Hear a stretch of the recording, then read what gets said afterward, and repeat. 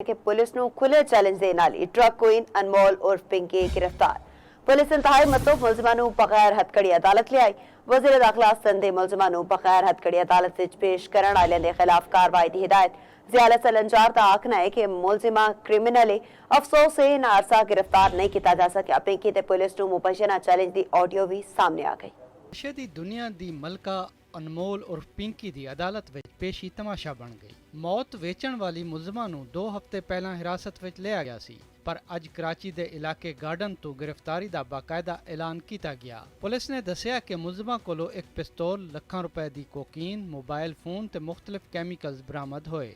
10 तो वध मुकदमात विच मतलूब मुलजमा नूं सिटी कोर्ट विच पेश किया गया। उन्हों हथकड़ियां लाउण दी बजाय प्रोटोकॉल दिता गया। पुलिस अफसर मुलजमा दे पिछे नौकर वांगू चलदा सी।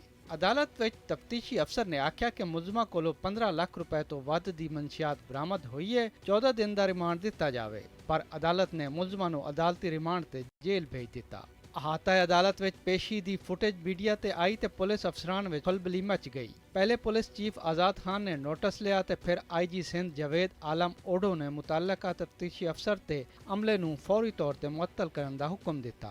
वज़ीर दाखिला सिंध ज़ियाउल हसन लंजार ने आख्या कि अदालतां विच मुलजमां नूं प्रोटोकॉल देना इंसाफ दे खिलाफ है।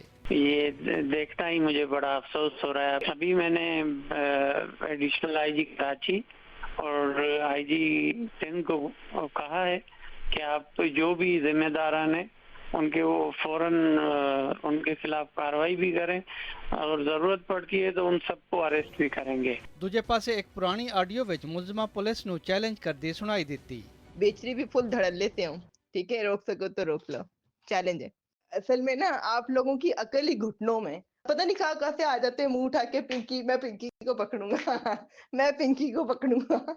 तौबा तौबा, कोई हाल नहीं है उन लोगों का। जिस दिन दिमाग से सोचना शुरू करोगे ना, उस दिन पिंकी की तरह एक ब्रांड बन जाओगे। दुनिया आगे पीछे होगी, सलाम ठोकेगी। एक होर ऑडियो विच मंशियात दी सप्लाई ते गोल्डन स्टॉक दा भी जिक्र सी। साथी रिपोर्टर साजिद रऊफ दे नाल नासिर भट्ट, चौपाल, कराची।